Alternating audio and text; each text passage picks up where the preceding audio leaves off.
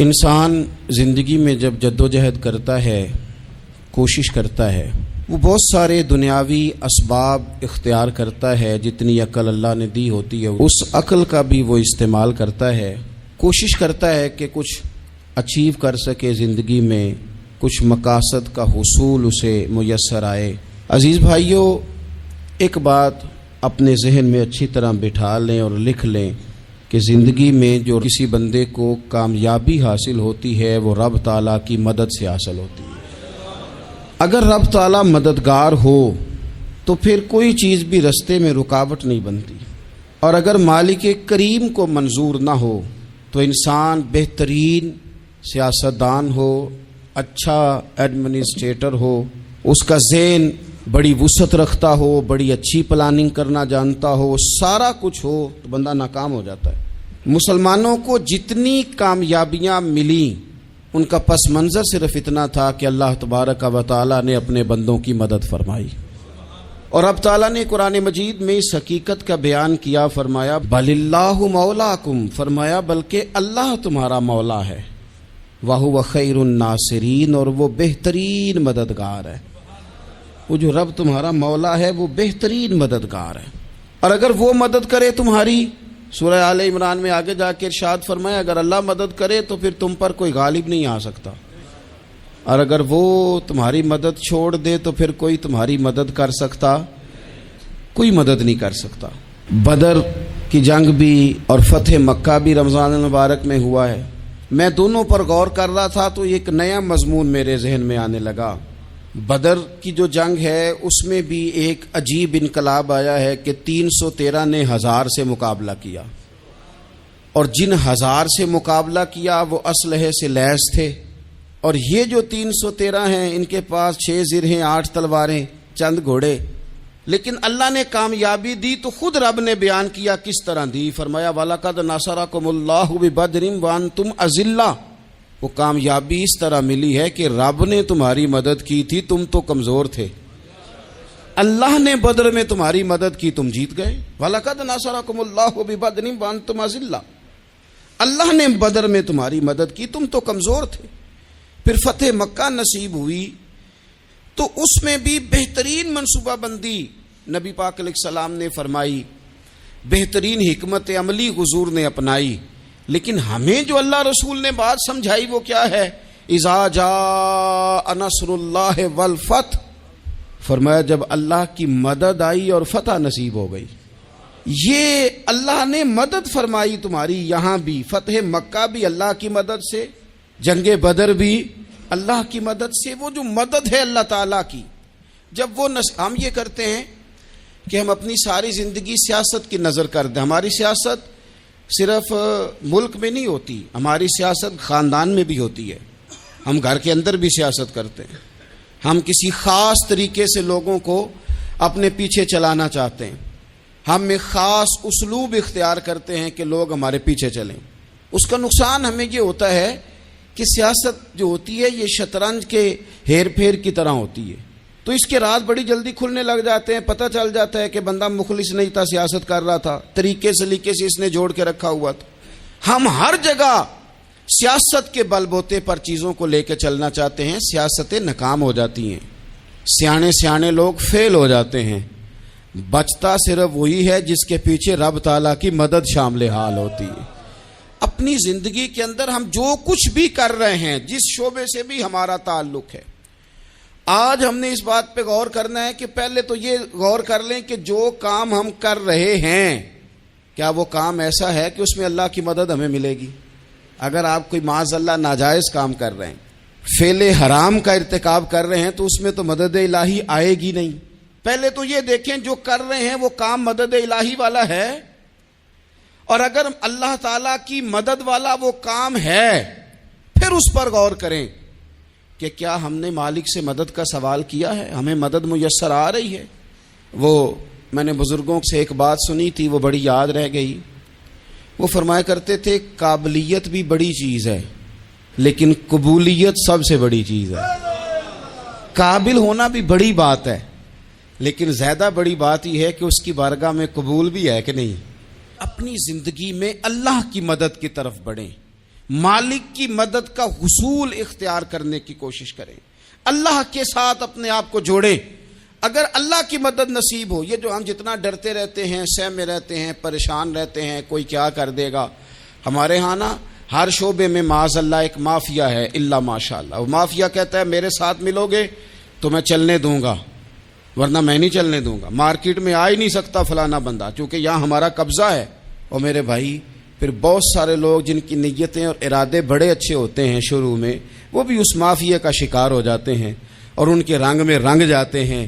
یاد رکھنا، کسی شخص کی بلیک میلنگ کا کبھی شکار نہ ہونا، کبھی کسی کی میٹھی اور مسجع مکفہ باتوں کا شکار نہ ہونا۔ کوئی کیا کر سکتا ہے اگر اللہ مددگار ہو تو؟ جس کو رب کریم اٹھانا چاہے اسے کوئی گرا سکتا ہے؟ ہم یہ ڈرے ڈرے سہمے پریشان فیصلہ کرنے کی طاقت نہیں، مجھے چلنا چاہیے کہ نہیں، اٹھنا چاہیے کہ نہیں، کرنا چاہیے، اٹھ باندھ کمر کیوں ڈرتا ہے؟ پھر دیکھ خدا کیا کرتا ہے۔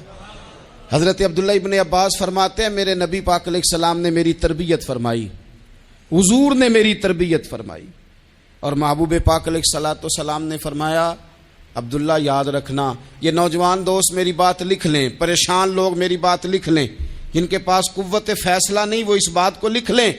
حضرت عبداللہ ابن عباس فرماتے ہیں میرے نبی پاک علیہ السلام نے مجھ سے فرمایا تھا عبداللہ سن، اگر ساری دنیا مل کے تیرا کوئی نفع کرنا چاہے کر نہیں سکتی جب تک میرے رب کی رضا نہ ہو، اور فرمایا ساری دنیا مل کے تیرا کچھ بگاڑنا چاہے تو عبداللہ بگاڑ نہیں سکتی جب تک رب کریم کی حکمت کا تقاضا نہ ہو۔ لوگوں سے ڈرنا، لوگوں کی طرف دیکھنا، ماحول دیکھ کے اپنے راہ کا تعین کرنا، ہر بندے کے خیالات کے مطابق ڈھلنے کی کوشش کرنا، فلانا نہ ناراض ہو جائے، فلانا نہ ناراض ہو جائے، وہ جس نے ہونا ہو جائے، بس رب رسول ناراض نہ ہو۔ اپنی زندگی میں اپنے مالک کو مولا جان کے، بل اللہ مولاکم، اللہ تمہارا مولا ہے، وَهُوَ خَيْرُ النَّاصِرِينَ، وہ بہترین مددگار ہے۔ توجہ جب بھی کریں رب کی جانب کریں، اپنے دل کا قبلہ درست رکھیں، سوچوں کے زاویے سیدھے رکھیں۔ میرے بھائی مالک جب بندوبست کر دے نا، جب مالک بندوبست کر دے پھر ایسا بندوبست کرتا ہے کہ لوگوں کے پاس نا چارہ نہیں رہتا۔ حضرت مریم رضی اللہ تعالی عنہا پاک باز تھیں، مسجد میں رہی تھیں، پر مالک کی حکمت کے تقاضے بڑے عجیب ہے نا۔ پھر جناب مریم کو اللہ تعالیٰ نے بغیر شوہر کے اولاد عطا کر دی۔ یہ بات ہی ایسی تھی، وہ کسی نے کہا تھا کہ مخلوق تو فنکار ہے اس درجہ کے پل بھر میں سنگے در کعبہ سے بھی اصنام تراشے، تم کون ہو کیا چیز ہے داغ کبابی، لوگوں نے تو مریم پہ بھی الزام تراشے۔ تو لوگوں نے کہا کدھر سے لے آئی بچہ، تیرا باپ تو ایسا نہیں تھا، کہاں سے لے آئی؟ اللہ کرے میں آپ کو سمجھا سکوں، ذرا اپنے آپ کو وہاں کھڑا کریں کہ ایک پاک باز عورت، پاک باپ کی بیٹی، طیب ماں کی بیٹی، اور اللہ کے گھر میں پرورش پانے والی خاتون، ایک وہ وقت اور ایک یہ وقت کہ اس عورت کو کٹہرے میں کھڑا کر کے پوچھا جا رہا ہے کہ معاذ اللہ تیری گود میں بچہ جائز نہیں ہے، کہاں سے لائی ہے؟ اب خود سے صفائیاں بندہ کتنی کو دے، کتنی کو وضاحتیں کرے۔ اور میں نے تو اپنی زندگی میں دیکھا ہے زیادہ وضاحت دینے والے کو بھی لوگ جھوٹا سمجھنے لگ جاتے ہیں، زیادہ وضاحت دینے پر بھی لوگ کمزوری کا اظہار سمجھتے ہیں کہ کمزور پڑ گیا۔ آپ صلح کی کوشش کرتے ہیں، سامنے والا بزدل سمجھ لیتا ہے، زیادہ وضاحتیں بھی کمزور کر دیتی ہیں۔ اب حضرت مریم کو کٹہرے میں کھڑا کر کے کہا بچہ کس کا ہے؟ تو پھر خدا بندوبست جب کرے، اللہ جب مددگار ہو، تو پھر حضرت مریم کی گواہی درختوں سے نہیں دلوائی، اس نے پتوں سے نہیں دلوائی، پھر فرشتے نہیں بھیجے۔ حضرت مریم کہنے لگی مجھ سے نہ پوچھو، وہ جو پنگوڑے میں ہے اسی سے پوچھ لو، ان سے پوچھو نا، وہ کون ہے پوچھ لو، ان سے کر لو سوال۔ انہوں نے کہا پنگوڑے میں چند دنوں کا بچہ یہ جواب دے گا؟ مددگار تھا رب، ان کی برات کا اعلان کرنا تھا مالک نے، اور جب مالک اعلان کر دے، جب مالک تیری صفائی دینا چاہے، جب مالک تجھے دنیا کے سامنے نکھارنا چاہے، تو پنگوڑے میں لیٹے حضرت عیسیٰ بول کے کہنے لگے انی عبداللہ آتانی الکتاب، فرمایا میں اللہ کا بندہ ہوں، رب نے مجھے کتاب عطا کر کے نبی بنا کے دنیا میں بھیجا ہے، میں اللہ کا بندہ ہوں، کتاب لے کے آیا ہوں، نبی بن کے آیا ہوں۔ پھر پنگوڑے سے اعلان ہو گیا، پھر بچہ بول پڑا۔ اور یہ ایک دفعہ نہیں بات ہوئی، یہ بنی اسرائیل میں ایک جریج نام کے شخص بھی تھے جو نماز پڑھ رہے تھے، بعض نے لکھا ہے نفل نماز تھی، اماں نے پکارا تو آئے نہیں، تو ماں کے منہ سے نکل گیا تو اتنی دیر تک مرے گا نہیں جب تک کسی بے حیا عورت کا منہ نہ دیکھ لے۔ تو وہ عبادت گزار تھے، لیکن لوگوں نے ان کی عبادت، ریاضت، پرہیزگاری کو نہیں دیکھا، بس ایک عورت کو بھیج کے الزام لگوا دیا۔ وہ عورت آیا جایا کرتی تھی، اب آ جاتی ہیں عورتیں، مسئلہ پوچھنے کی نیت سے بھی آ جاتی ہیں۔ ماحول میں کچھ جگہ ایسی بھی ہیں جہاں عورتیں دم کرانے کے بہانے آ جاتی ہیں۔ وہ خاتون آتی جاتی تھی اس خانقاہ پہ، آستانے پہ، یہ بخاری میں موجود ہے، پھر اس نے کہا میری گود میں جو بچہ ہے یہ انہی کا ہے۔ مجھے بتائیں کیسے بندہ وضاحت دے؟ حالات خراب ہو گئے، لوگ کٹیا جلانے لگے، ماحول اور طرح کا بن گیا۔ میرے نبی پاک علیہ الصلوۃ والسلام فرماتے ہیں پھر اس رب کے بندے نے کہا مالک تو کریم ہے، تیری مشیت کا تقاضا آیا جو میری ماں نے جملے بولے تھے، پر اب میں وضاحت دینے کے قابل نہیں رہا، اب تو ہی کرم کرے گا تو دروازہ کھلے گا۔ تو وہ چند دنوں کا بچہ پنگوڑے میں بول کے کہنے لگا میں اس درویش کا نہیں، میں تو فلانے چرواہے کا بچہ ہوں، وہ جو بکریاں چراتا ہے۔ رب کی مدد کو پکاریں، اپنے ساتھ اپنے مالک کی مدد کو شامل کریں، تھوڑے رزق پر بھی گزارا اچھا ہونے لگ جائے گا۔ سارے لوگ آپ کو گرانے کی تدبیریں کر رہے ہوں گے اور مالک آپ کو عزتیں عطا فرما دے گا، اس کی بارگاہ سے حکمت کا تقاضا اور ہو جائے گا۔ ہم نے ساری زندگی لوگوں کو راضی کرنے میں گزار دی، ساری زندگی بڑھاپا آ گیا بچوں کو پالتے، اور بچوں نے آخری عمر میں کہہ دیا ابا اگر کوئی ڈھب کا کام کر لیتے تو آج ہمارے دن بھی پھر نہ جاتے۔ ساری زندگی گزار دی بہن بھائیوں کو راضی کرنے میں، ساری زندگی گزار دی ذمہ داریاں اٹھانے میں، ان کو 99 دفعہ دیا، ایک دفعہ نہیں دیا تو انہوں نے کہہ دیا تو نے تو کبھی دیا ہی نہیں، تو تھا ہی نہیں۔ ساری زندگی محلے داروں، علاقے والوں کو راضی کرنے میں گزار دی۔ اور میں نے ایسے لوگ بھی دیکھے دین کے لیے وقت گزارا، لیکن جب بڑھاپے میں دانت کام نہ کرتے تھے تو وقت کے مفتیوں کو بھی مسجدوں کی کمیٹیوں نے کہہ دیا اب آپ کی سمجھ نہیں آتی، ہم نے خطیب کو یور رکھنا ہے، نہ دیکھو دنیا کی طرف، دنیا رلا دیتی ہے، نہ راضی کرو بندوں کو، بندے تھکا دیتے ہیں، نہ پیچھے بھاگو ہر وقت دنیا داروں کے، یہ انسان کو کمزور کر دیتے ہیں۔ وہ تو کریم ہی بڑا ہے، 2 آنسو زمین پر بعد میں گرتے ہیں، بندے کے گناہ سارے پہلے معاف فرما دیتا ہے۔ اللہ کی مدد کا حصول، اپنے مالک کی مدد کی طرف بڑھنا، آپ کو بدر کی جنگ بھی یہی درس دے گی، آپ کو احد کا میدان بھی یہی سبق دے گا، فتح مکہ بھی یہی سبق دے گا۔ میرے دوستو جب رب مدد فرمائے، جب اللہ مددگار بنے، دوستوں سے ایک بات اکثر کرتا ہوں، میں کہتا ہوں کہ جتنے درد سے آپ امیر کو اپنی کہانی سناتے ہیں نا، اور جس طرح آپ کے آنسو بات کرنے سے پہلے گر جاتے ہیں کہ غریب ہیں، بچیاں ہیں، کاروبار نہیں، او میرے سنگیو، اس سے آدھے آنسو اپنے رب کی بارگاہ میں بکھیرو، اس کے حضور عرض گزار ہو جاؤ، اس سے طلب کرو۔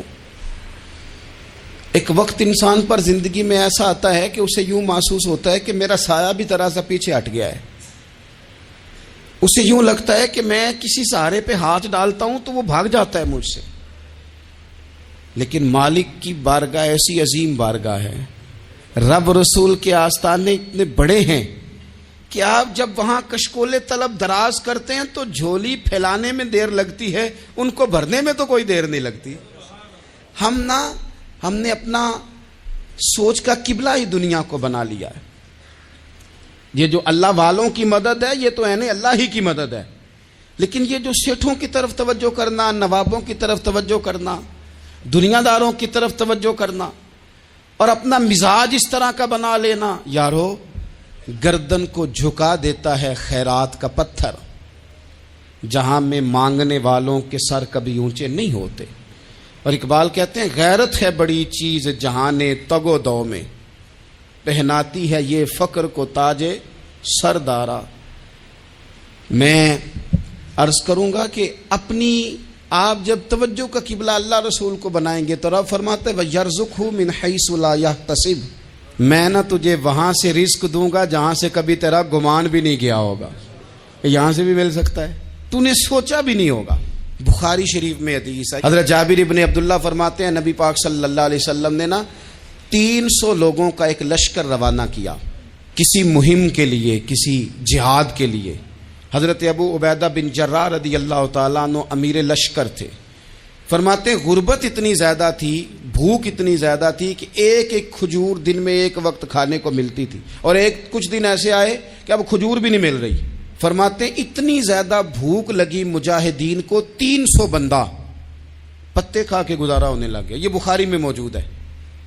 آپ فرماتے ہیں کہ دریا کے کنارے ہمارا پڑاؤ تھا، ٹھہراؤ تھا، جب بھوک سے نڈھال ہو گئے نا وَيَرْزُقْهُ مِنْ حَيْثُ لَا يَحْتَسِبُ، اللہ وہاں سے روزی دیتا ہے، گمان بھی نہیں ہوتا۔ فرماتے ہیں ایک مچھلی اللہ تعالیٰ نے دریا کے کنارے بھیجی، فرماتے ہیں وہ تھی تو مچھلی پر پہاڑ جتنی تھی۔ بخاری میں لفظ ہیں، حضرت جابر ابن عبداللہ رضی اللہ تعالیٰ عنہ فرماتے ہیں 300 آدمی 18 دن تک اس مچھلی کو کھاتے رہے، مچھلی ختم ہی نہیں ہوئی۔ مچھلیاں نہیں، مچھلی کہتے ہیں 18 دن 300 بندہ کھاتا رہا، مچھلی ختم ہی نہیں ہوئی۔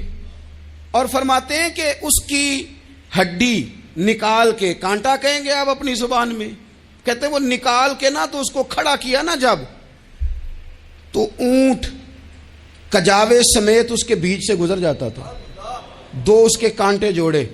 فرماتے ہیں وہ اس کا گوشت ہم کھاتے تھے اور اس کی چربی بطور تیل کے ہم جسموں پہ ملتے تھے، بیماروں کو اس سے سکون آتا تھا، تندرستی شفا ہوتی تھی۔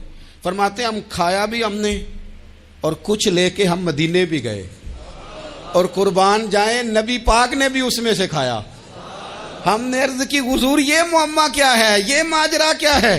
تو محبوب نے فرمایا تمہارے پاس غذا نہیں تھی، رب نے تمہارے لیے بندوبست کیا ہے، اللہ نے تمہیں دیا ہے۔ مکان شروع کر لیا، ایک صاحب نے وہ مکان بنانے لگے، آپ وہ حساب لگا رہے ہیں، کہتے ہیں میرے پاس اتنے پیسے ہیں، اتنے میں نے فلانے دوست سے کہنا ہے اس نے دے دینے، اتنے فلانے رشتہ دار سے کہنا ہے اس نے دے دینے، اتنے فلانے سے کہنا ہے اس نے دے دینے۔ یہ ساری کاپی بنا کے مکان شروع کر لیا۔ جو روز کہتا تھا نا کوئی حکم ہو جاتے 10 سب سے پہلے اس کو کہا میاں پیسے چاہیے، وہ کہندا ہو کل ہی منڈا ٹوریا ہے، کدے تو پرسوں 10 داتے لب جانے سن۔ میں آپ کو اپنے تجربے کی بات بتا رہا ہوں۔ جن لوگوں کا خیال ہوتا ہے نا کہ آپ سٹارٹ کریں فلانا کام، ہم آپ کے ساتھ ہیں، اللہ کا ہی کوئی نظام ہے، وہ بالکل بھی نہیں ساتھ ہوتے۔ لیکن ایسا نہیں ہے کہ کوئی ساتھ نہیں ہوتا، اللہ تعالیٰ بڑے اسباب پیدا کرتا ہے، وہاں سے دیتا ہے جہاں سے گمان بھی۔ ہمارا یہ ذہن بن جاتا ہے ہم ساری اپنے حساب سے چلتے ہیں، اتنے رشتہ داروں سے، اتنے، کون آپ کے ساتھ چلے گا؟ سوال ہی نہیں پیدا ہوتا۔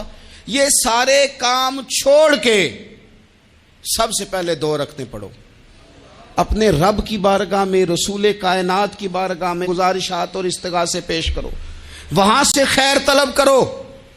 دنیا دار کیا دیں گے، کیا دے سکتے ہیں، کیا حیثیت ہوتی ہے کسی؟ اللہ کہتا ہے وہاں سے دوں گا۔ تو جو اللہ مال دے وہ لینا چاہیے کہ رشتہ داروں کا مال دیکھنا چاہیے؟ جو اللہ دے وہ لینا چاہیے کہ سیٹھوں نوابوں کی جیبیں دیکھنی چاہیے؟ جو اللہ دے وہ قبول کرنا چاہیے یا دیکھنا چاہیے کون سا آدمی کہاں پہنچ گیا؟ چھوڑو، اپنی مٹی پہ چلنے کا سلیقہ سیکھو۔ کسی کے سنگ مرمر پہ چلو گے تو پھسل جاؤ گے، پھسل جا۔ اس پر ایک اور بات عرض کر دوں، صحیح بخاری سے، مسلم سے ایک اور بات۔ کچھ چیزیں ایسی ہیں جن سے اللہ کی مدد آتی ہے، مدد ملتی ہے۔ ایک چیز ان میں سے ایسی ہے جس سے بہت مدد نازل ہوتی، وہ ہے کہ جب رب آپ کو دے نا تو پھر آپ بھی اس کے رستے میں دیں، پھر مدد آتی ہے، پھر اور آتا ہے۔ بخاری مسلم میں حدیث ہے، یہ زیادہ ہی توجہ طلب امر ہے، اس پر آپ غور کریں گے۔ حضرت ابو ہریرہ فرماتے ہیں کہ نبی پاک علیہ السلام نے فرمایا ایک شخص نے بادلوں کے اندر سے آواز سنی کہ فلاں آدمی کا کھیت اور باغ خشک ہو گیا ہے، وہاں برسو اور اس کے کھیت کو سیراب کرو۔ وہ بڑا حیران ہوا کہ بادل سے آواز آ رہی۔ پھر اس نے دیکھا کہ ایک پہاڑی پر بارش ہوئی، وہ بادل وہاں برسا، پھر نالیوں سے ہوتا ہوا پانی ایک طرف چلا تو جس نے آواز سنی تھی حضور بیان کر رہے ہیں، وہ بھی پیچھے پیچھے چلا کہ پانی کدھر جا رہا ہے۔ اس نے جا کے دیکھا کہ ایک مقام پہ ایک باغ کو وہ پانی لگ رہا ہے اور ایک آدمی وہ پانی لگا رہا ہے۔ اس نے اس سے پوچھا تیرا نام کیا ہے؟ اس نے کہا کیوں؟ کہنے لگا بتا نا۔ اس نے نام بتایا تو کہنے لگا یہی تو وہ نام ہے جو میں نے بادلوں کے اندر سے سنا ہے کہ فلاں کے کھیت کو پانی دے دو۔ اس نے کہا یار تو کیا عمل کرتا ہے کہ اسپیشل تیرے لیے بارش برسے؟ یہ بخاری پڑھ رہا ہوں، سیاستہ سے حدیث عرض کر رہا ہوں۔ اس سے پوچھا تو کیا کام کرتا ہے کہ جناب اللہ تبارک و تعالیٰ کا حکم کرم آیا کہ خاص تیرے لیے پانی برسے اور تیرے کھیت کو سیراب کرے؟ تو اس نے کہا چھوٹا ذمہ دار ہوں، پر جب فصل اگتی ہے تو 3 حصے کرتا ہوں، ایک حصہ اپنے بال بچوں پہ بہن بھائیوں پہ خرچ کرتا ہوں، ایک حصہ پورا، اور ایک حصہ دوبارہ کاشتکاری پہ لگاتا ہوں، اور تیسرا حصہ خالص میں نے مسکینوں، یتیموں اور غریبوں کے لیے رکھا ہوا ہے۔ وہ جو تیسرا حصہ اللہ کرے آپ سمجھیں، وہ رب کے بندوں پہ تیسرا حصہ خرچ کرتا ہے نا، تو کریم مالک نے فرمایا جہاں سے غریب کا حصہ جاتا ہے وہ کھیت خشک نہیں رہنا چاہیے، وہ جہاں سے مسکین روٹی کھاتے ہیں وہ خشک نہ رہے، جہاں سے یتیموں کو کچھ آتا ہے کہیں اس کی فصل رہ نہ جائے۔ میں اور آپ بھی اگر اپنے مال میں مسکینوں، یتیموں، غریبوں کے حصے رکھ لیں گے تو فصلیں خشک نہیں رہیں گی، ان کے اندر تازگی آئے گی، نور آئے گا، کرم آئے گا، خاص کر خدا کی رحمت برسے گی۔ مدد اللہ سے چاہیں، اپنی توجہات کا مرکز رب رسول کی ذات کو بنائیں، پھر آپ محسوس کریں گے کہ بڑی جلدی اللہ تعالیٰ کی مدد آنے لگی ہے۔ کبھی آپ صرف کہہ دیں نا میرا رب میرے ساتھ ہے، اس لفظ میں اتنی طاقت ہے کہ دشمن ویسے زہر ہو جاتا ہے۔ زندگی میں کسی سے بھی لڑائی ہو تو اچھی طرح سوچ لیں کہ اللہ اس طرف ہے یا اس طرف ہے۔ اگر آپ زیادتی پہ ہیں تو پھر رب مظلوم کی جانب ہے۔ اگر اللہ کی مدد آپ کے ساتھ ہے تو دنیا کی کوئی طاقت آپ کو گرا نہیں سکتی، اور اگر آپ مظلوم کے مقابلے میں ظالم بن کے آپ کھڑے ہو گئے ہیں اور آپ نے رویہ وہ اختیار کیا ہے کہ جس میں مدد نہیں آئے گی، تو پھر یاد رکھ لیں کہ آپ کوئی بھی ہیں، کہاں بھی ہیں، آپ کمزور ہیں۔ طاقتور تھے ابتدائے اسلام میں، ظاہری طاقت تھی کفار مکہ کے پاس، وہ ڈنڈوں سے مارتے تھے غریبوں کو، ان کے ہاتھوں میں ڈنڈے تھے، پر خدائی طاقت ان مظلوموں کے ساتھ تھی۔ صاحب زرقانی نے لکھا ہے حضرت زنیرہ رضی اللہ تعالیٰ عنہ ایک لونڈی ہیں، غریب ہیں، ماڑے دا کی کام محمد ناس جانا یا رونا، غریب سادی بی بی اور لونڈی کنیزہ، ایک مشرک کی کنیزہ تھی، انہوں نے کلمہ پڑھ لیا، وہ ڈنڈوں سے مارتا، دروں سے مارتا، تکلیف دیتا۔ حضرت زنیرہ رضی اللہ تعالیٰ عنہ کو اتنا مارا، اتنا مارا۔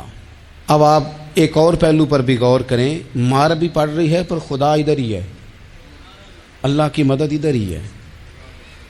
رب کہتا ہے کہ پہلے تو صبر کرنا، ان اللہ مع الصابرین، تو صبر کرے گا تو پھر رب کی معیت ملے گی، ذرا ٹھہرنا، تو تھوڑا ڈٹنا۔ ان الذین قالوا ربنا اللہ ثم استقاموا تتنزل علیہم الملائکہ، تو کہے اللہ میرا رب ہے، پھر تو پہلے ڈٹ، پہلے تو نے ڈٹنا ہے۔ ثم استقاموا، جو ڈٹ گیا، تتنزل علیہم الملائکہ، ڈٹنے والے کے لیے مدد آتی، پہلے تھوڑا ٹھہرنا پڑتا ہے، پہلے تھوڑا صبر کرنا پڑتا ہے، حوصلہ کرنا پڑتا، اس کے بعد مدد آتی۔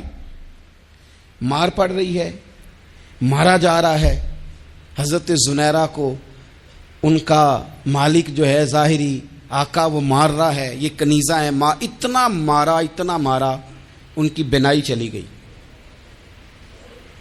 نظر آنا بند ہو گیا۔ ابو جہل آیا اور کہنے لگا زنیرہ دیکھا نا ہمارے بت تیری آنکھیں لے گئے، معاذ اللہ، لات و منات ہمارے بتوں نے تجھے اندھا کر دیا۔ اب ایسا نہیں ہے کہ بی بی روتی جا رہی ہے، روتی جا رہی ہے، مایوسی مایوسی، معاذ اللہ، پریشانی، غریبی بڑی ہے، پوچھنے والا کوئی نہیں، یہ باتیں نہیں۔ کیا جملے ہیں خاتون کے، کیا لفظ ہیں۔ ابو جال نے تنزیہ کہا، معاذ اللہ، کہنے لگا دیکھا نا ہمارے بتوں نے تجھے اندھا کر دیا۔ تو جناب زنیرہ آنکھوں کی بینائی گئی ہے، رات کو گئی ہے، دکھ ابھی تازہ ہے، لیکن اللہ پہ جو توکل ہے، اپنے مالک سے جو رشتہ ہے، وہ اتنا مضبوط ہے، اتنا طاقتور ہے، اس میں اتنی گہرائی ہے کہ حضرت زنیرہ بول کے نا اتنی قوت سے بولی، اتنی طاقت سے بولی کہ پورے کفر پر لرزہ طاری ہو گیا۔ فرمانے لگی تمہارے بتوں کی کیا اوقات ہے کہ وہ میری بینائی لے جائیں؟ یہ میری رب کی حکمت کا تقاضا ہے۔ جب تک اس نے چاہا زنیرہ دیکھتی رہی، اور جب اس نے چاہا زنیرہ کی آنکھوں کی بینائی چلی گئی، اور اگر وہ چاہے گا نا تو بینائی واپس بھی کر دے گا۔ اگر ہو ذوق یقین پیدا تو کٹ جاتی ہیں زنجیریں، اگر وہ چاہے گا تو بینائی آ بھی جائے گی۔ حضرت زنیرہ نے رات کو یہ لفظ کہے، ابو جہل اور سارے کفار ڈر کے سن کے چلے گئے، آپ اطمینان سے آ کے بستر پہ سوئی۔ جب سویرے اٹھی تو اللہ نے آنکھوں کی روشنی واپس کر دی تھی۔ آنکھوں کی اب چھڑی پکڑی ہے، بازاروں میں گھومتی ہے، کہتی ہیں بلاؤ کدھر ہے تمہارے لات و منات، دیکھو میرے رب نے روشنی واپس کر دی۔ آ کر میرے ساتھ ادھر آ، ستمگر ہنر آزمائیں، تو تیر آزما ہم جگر آزمائیں۔ بیمار لوگوں یاد رکھو، کہہ دیا ڈاکٹر نے کہ تو بڑا بیمار ہے، تو بڑا کمزور ہے، یہ ہو گیا وہ ہو گیا، تو ڈاکٹر اپنے علم کے مطابق بات کر رہا ہے، ہوگا تو وہ جو میرا رب چاہے گا۔ کمزور ہو جانا، پریشان ہو جانا، تکلیف میں آ جانا، پتہ نہیں بات ہو گئی ہے تو جانے کیا ہو جائے گا۔ اپنی زندگی کے اندر اپنے رب سے رشتہ مضبوط کریں، رسول کائنات سے رشتہ مضبوط کریں، اللہ والوں سے رشتہ مضبوط کریں۔ حضرت زنیرہ نے پیغام دیا کہ زندگی میں جو جینا چاہتے ہیں تو وہ رب کا نام لے کے جی سکتے ہیں، جو اپنی زندگی میں خوشیاں دیکھنا چاہتے ہیں تو رسول اللہ کے نام پر خوشیاں دیکھی جا سکتی ہیں۔ توکل کی بنیاد پر بندہ خوشیاں لے سکتا ہے، اور اگر انسان میں توکل نہیں ہے تو پھر وہ اس کالے جادو سے بھی ڈر رہا ہے، وہ نیلے سے بھی ڈر رہا ہے، وہ پیلے سے بھی ڈر رہا ہے، وہ فلانے سے بھی ڈر رہا ہے، وہ میرے خلاف فلانا رشتہ دار سازش کر رہا ہے تو ڈر رہا ہے، فلانا میرے بارے میں یہ کر رہا ہے تو ڈر رہا ہے، وہ پتہ نہیں دنیا ادھر ہو جائے گی تو کیا ہو جائے گا، اٹھ باندھ کمر کیوں ڈرتا ہے، پھر دیکھ خدا کیا کرتا ہے۔ تو اس ساری گفتگو کا نچوڑ آپ کو یہ عرض کیا ہے، سب سے پہلے تو یہ کہ میدانوں میں مدد بھی اللہ کی، رزق میں مدد بھی اللہ کی، فصلیں خشک ہوں تو مدد پھر بھی اللہ کرے، تو پھر ساری مدد، اور اگر انسان بیمار ہو تو پھر بھی مدد اللہ کی۔ تو اپنے اللہ کی جانب توجہ کو بڑھائیں، آپ اللہ سے مدد کے سوالی بنیں۔ ترمذی کی ایک حدیث ہے، میں آپ کو زندگی کا تجربہ بتاتا ہوں کہ جب میں بڑا پریشان ہوتا ہوں تو یہ والی روایت کھول لیتا ہوں، مزہ دیتی ہے۔ میرے نبی پاک علیہ السلام نے فرمایا اپنے دکھ سیٹھوں نوابوں کو نہ کہنا، مالداروں کا نہ کہنا، ورنہ اللہ تمہیں کبھی غنی نہیں کرے گا۔ فرمایا اپنے دکھ اپنے رب کی بارگاہ میں عرض کرنا، جلدی کرے یا دیر سے کرے اللہ تمہیں لوگوں سے بے نیاز کر دے گا، اللہ تمہیں غنی کر دے گا۔ رات کو بیٹھو نا اس کی بارگاہ میں، اسے دکھڑے سناؤ، چھوٹی چھوٹی باتیں۔ حضور نے فرمایا نمک بھی مانگو تو رب سے مانگو، چھوٹی چھوٹی بات سے شروع کرو نا۔ جب بندہ شروع کرتا ہے نا چھوٹی چھوٹی چیزیں تو بڑی ساری چیزیں یہ اس طرح ہوتا ہے جیسے بندہ رب سے گفتگو کر رہا ہے، مالک مجھے یہ چاہیے، مالک میں یہاں کمزور ہوں، اللہ میں یہاں پریشان ہوں۔ آپ یہ کر کے تو دیکھیں، لمبی لمبی دعائیں مانگ کے تو دیکھیں، اس کے حضور جوڑ کے تو دیکھیں، آپ دیکھیں گے راحت کتنی ہے، سکون کتنا ہے۔